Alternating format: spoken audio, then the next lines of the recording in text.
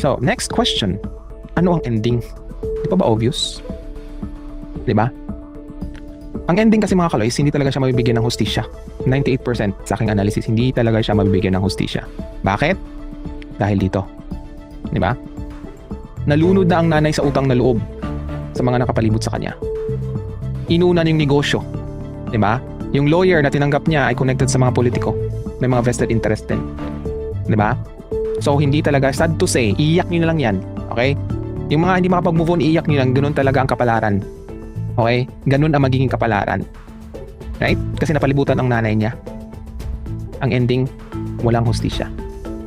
Okay? Mag-move on na. Right? Nakita niyo naman kung gaano ako tinanato ng mayor ng di ba, Talacogon.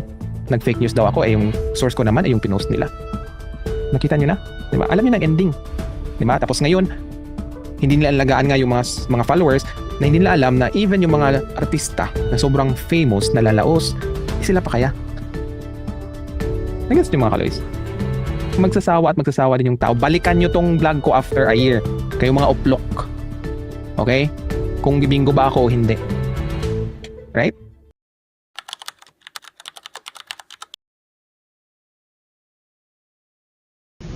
Thank you for watching our videos. Please don't forget to click the subscribe button and the bell notification icon so you will be notified of our latest videos.